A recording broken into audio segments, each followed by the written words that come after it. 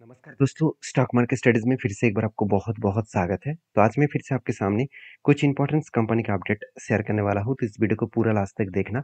तो सबसे पहले मैं डिस्कशन करूँगा स्टेट बैंक ऑफ इंडिया के बारे में। देखिए basically state bank of India के बारे में एक चीज़ मैं आपके साथ नोटिस करूँ, एक चीज़ आपके साथ मैं डिस्कशन करूँ कि स्टेट बैंक ऑफ इंडिया कोई छोटा-मोटा कंपनी तो नहीं है, पहली बात। दूसरी बात, स्टेट बैंक ऑफ इंडिया के ऊपर एक गुड पॉइंट्स यही है कि इंडिया के सबसे बड़े पीएसयू कंपनी है, सबसे बड़े पीएसयू एक्चुअली बैंक्स है। और देखा जाए तो इसका मार्केट कैप 7 लाख करोड़ से भी ज़्यादा है। और इस कंपनी के ऊपर खासियत पॉइंट यही है कि अगर मैं पेयर ग्रुप से बात करूँ, तो ओवरऑल देखा जाए तो इस कंपनी का सेल्स का डेटा भी बहुत स्ट्रॉन्ग है और प्रॉफिट का डेटा में थोड़ा-सा वीकनेस आया है। और यही कारण की वजह से शेयर में थोड़ा-सा प्रेशराइज़ बनता हुआ देखने को मिले, क्योंकि हमेशा देखा जाता है कि कितना सेल्स कंपनी कर रहा है, उसी तरीके से कंपनी कितना प्रॉफिट भी कर रहा है। तो सेल्स एंड प्रॉफिट दोनों ही पॉजिटिव होना चाहिए, तभी कंपनी इसके ऊपर ग्रोथ होने का चांसेस रहेगा। तो बेसिकली कंपनी का जो क्वार्टर रिजल्ट है, अगर इस क्वार्टर रिजल्ट के बारे में बात करूँ, तो रेवेन्यूज़ लगातार बढ़ते चले गए और वो भी देख सकते हैं 1 लाख से लेकर 1 लाख 18 करोड़ तक अ, कम कंपनी का रेवेन्यूज़ बढ़ता हुआ देखने को मिले। एक्सपेंस थोड़ा-सा ज़्यादा कर बैठे और जिसके चलते कंपनी का नेट प्रॉफिट मार्जिन में थोड़ा-सा चेंजेस आया, क्योंकि 19,000 करोड़ से 20,000 करोड़ तक कंपनी का नेट प्रॉफिट हुआ। हाँ, लोग आशा कर रहे थे कि नेट प्रॉफिट अच्छा आएगा, तो नेट प्रॉफिट अच्छा तो आए, मगर पिछले क्वार्टर्स को बीट नहीं कर पाया। मतलब जो एस्टीमेट है, उस एस्टीमेट के हिसाब से क्वार्टर को कंपनी बीट नहीं कर पाए। सिर्फ ईयर ऑफ ईयर बेसिस को कंपनी बीट कर चुके हैं। तो एस्टीमेट 2 तरीके से बीट होना चाहिए, चाहे वो क्वार्टर बेसिस हो, चाहे वो ईयर ऑफ ईयर बेसिस हो। दोनों में ही एस्टीमेट को बीट करना चाहिए, मगर यहाँ पे एस्टीमेट को कंपनी बीट नहीं कर पाए। तो ये कंपनी के लिए एक थोड़ा-सा वीकनेस पॉइंट बना। उसके साथ-साथ कंपनी की एनपीए के बारे में बात करूँ तो देखिए नेट जो एनपीए है, इस नेट एनपीए का जो परसेंटेज है ध्यान से देखना, कंपनी पिछले साल में था 0.71% के आसपास और पिछले क्वार्टर्स में था 0.57 के आसपास और अभी इस बार कितना बना 0.57 के आसपास। मतलब जो एनपीए है उसको कंपनी ठीक-ठाक से यहाँ पे कंट्रोल करके रखा है। अच्छा खासा यहाँ पे कंट्रोलिंग कंपनी किया है।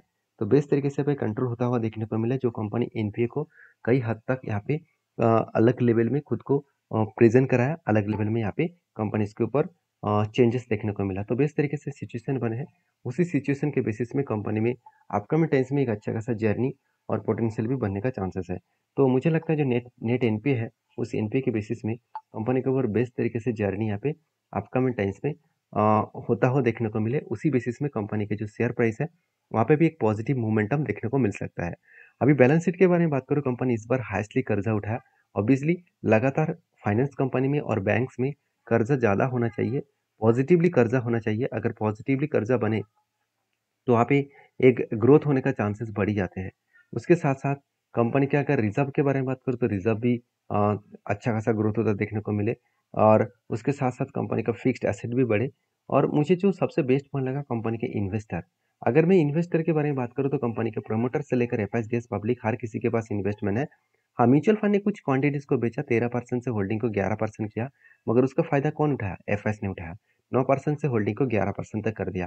तो इसीलिए शायद मुझे लगता है बड़े-बड़े इन्वेस्टर जैसे आप देख सकते हैं नमूरा, नमूरा इसका प्राइस टारगेट कितना रखा 1030 रुपीज़ के आसपास और उसके साथ-साथ और एक टारगेट प्राइस रखा गया, वो भी प्रभुदास लीलाधर ने 960 तक इसका टारगेट रखे हैं और एक बड़े इन्वेस्टर जो है मोतीलाल ओसवाल, उन्होंने 1015 रुपीज़ के आसपास रखा। तो हर किसी का टारगेट 1000 के ऊपर है, तो बेसिकली करंट प्राइस जो चल रहा है वो 800 के आसपास है और मैं भी ऑब्वियसली एक पॉजिटिवली यहाँ पे थिंकिंग रखकर चल रहा हूँ, क्योंकि कंपनी इसके ऊपर एक रेंज स्टेट बना था। उसके बाद कंपनी यहाँ पे ब्रेकआउट भी हुआ, कंपनी रिटेस्ट भी किया, उसके बाद ऊपर तो गया था, उसके बाद धीरे-धीरे करके नीचे भी आ रहा है। देखिए अभी मार्केट में ग्लोबली मार्केट के ऊपर प्रेशर है, क्योंकि यूएस से जो न्यूज़ आ रहा है कि यूएस में डेली बेसिस डाउ जोन्स के ऊपर करेक्शन हो रहा है, डाउ जोन्स के ऊपर गिरावट का माहौल देखने को मिला है।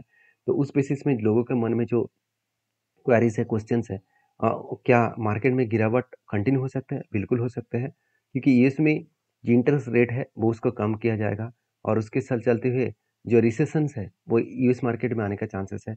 उसके साथ-साथ जापान ने क्या किया, फर्स्ट टाइम इंटरेस्ट रेट को हाइक किया और साथ ही साथ ईरान के साथ इज़राइल का जो युद्ध है वो भी स्टार्ट होने के सिचुएशन में है। ये सारे ग्लोबली मार्केट में बड़ा इम्पैक्ट के कारण इंडियन मार्केट के ऊपर एक प्रेशराइज़ बनता हुआ देखने को मिले। बाकी सब कुछ तो ठीक-ठाक है, इंडियन मार्केट में कोई भी नेगेटिविटी नहीं है। तो देखा जाएगा क्या होने वाला है। नेक्स्ट जो कंपनी उसका नाम है पॉलीकैब इंडिया लिमिटेड। तो पॉलीकैब इंडिया लिमिटेड के ऊपर जब जेफरीज ने एक टारगेट रखा 8,420 रुपीज़ का, तब मैंने आपको बताया था कि जेफरीज ने फर्स्ट टाइम जब टारगेट रखा था, वो टारगेट अचीव हो चुके हैं, क्योंकि जेफरीज ने फर्स्ट टाइम कुछ इस तरीके से लेवल में एंट्री दिया था 5,820 रुपीज़ के आसपास, और उन्होंने टारगेट रखा था कुछ इस हाई लेवल तक, जो लेवल निकल कर है 7,330 रुपीज़ के आसपास। तो 5,730 रुपीज़ से लेकर 5,000 सॉरी 7,330 रुपीज़, तो ऑलमोस्ट देखा जाए तो 2000 पॉइंट्स का यहाँ पे जर्नी देखने को मिला। तो अच्छा खासा यहाँ पे जर्नी देखने को मिला है, और सॉरी 2000 नहीं, उससे कम होगा, तो कोई बात नहीं। ऑलमोस्ट 1500 पॉइंट्स का यहाँ पे जर्नी देखने को मिला, क्योंकि जेफरीज ने फर्स्ट टाइम इस तरीके से टारगेट रखा था। फिर से जेफरीज ने इस बार टारगेट रखा, वो कहाँ तक, 8,420 रुपीज़ के आसपास। और मुझे लगता है इस टारगेट तक जाने के लिए भी वो तैयारी कर रहे हैं, क्योंकि यहाँ पे जिस तरीके से करेक्शन हुआ, उसके बाद जिस तरीके से बाउंस बैक कर रहा था, अच्छा खासा यहाँ पे अपर साइड में जाने का चांसेस था। हाँ, अभी नेगेटिव न्यूज़ ग्लोबल मार्केट में है, तो इंडियन मार्केट के ऊपर, सारे शेयर के ऊपर तो करेक्शन होगा ही, तो जिसके लिए आपको एक इस बात को, इस चीज़ को समझना पड़ेगा कि करेक्शन किस तरीके से हो रहा है, किस तरीके से यहाँ पे गिरावट का माहौल देखने को मिला है। अभी देखिए, जेफरीज ने जिस तरीके से न्यूज़ मतलब अपडेट दिया, उस अपडेट के कारण क्या सही में कंपनी में ग्रोथ होने का चांसेस है? बिल्कुल, क्योंकि कंपनी का जो सेल्स का डेटा है वो देखेंगे, सेल्स पिछले सालों की तुलना से अच्छा खासा हुआ। हाँ, पिछले क्वार्टर्स को बीट नहीं कर पाए, और कंपनी एक्सपेंस मिटाने के बाद जो नेट प्रॉफिट है, वो थोड़ा-सा कम होता देखने को मिला पिछले सालों की तुलना से।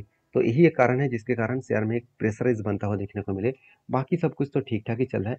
बाकी देखा जाए तो कंपनी के जो बैलेंस शीट है वो भी देखेंगे, तो कंपनी का बोरिंग्स जो है वो एकदम ना के बराबर हो चुके हैं। ईज़िली वो बोरिंग्स को मिटा सकते हैं, क्योंकि कंपनी के हाथ में जो पैसा है, वो करीबन 400 करोड़ के आसपास है। तो कंपनी ने 160 करोड़ के आसपास पैसा मार्केट से उठाया, कर्जा मार्केट से उठाया, और 400 करोड़ के आसपास कंपनी के हाथ में कैश है।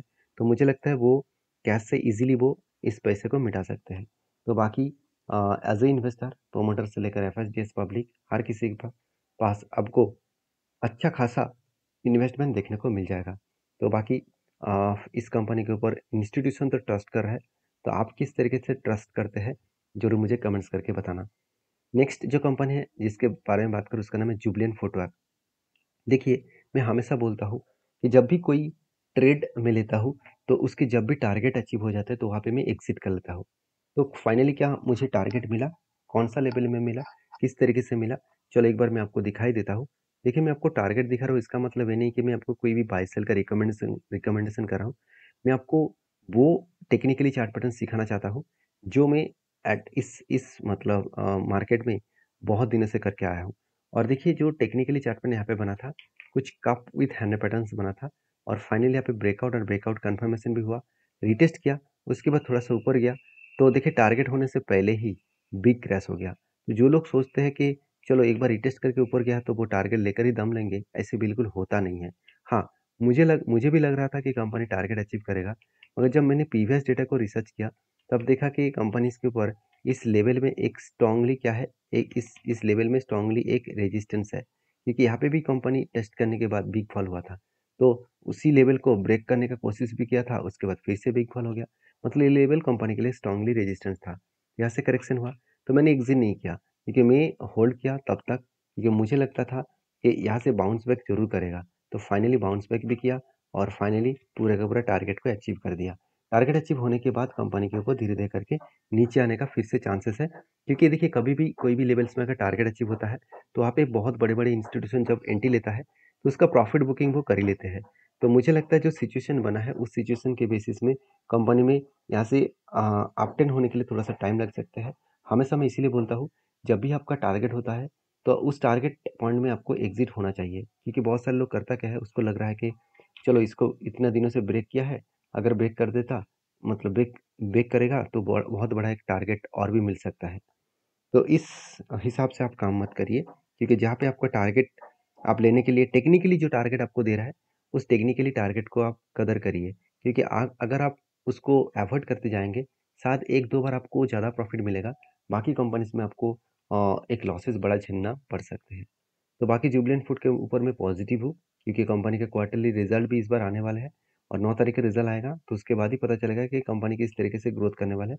तो जिस तरीके से जर्नी दिखाया, तो मुझे लगता है अच्छा खासा रिज़ल्ट आने का चांसेस है। तो आपकी क्या राय है ज़रूर मुझे कमेंट्स करके बताना और वीडियो अच्छा लगे तो प्लीज़ एक लाइक ज़रूर कर देना।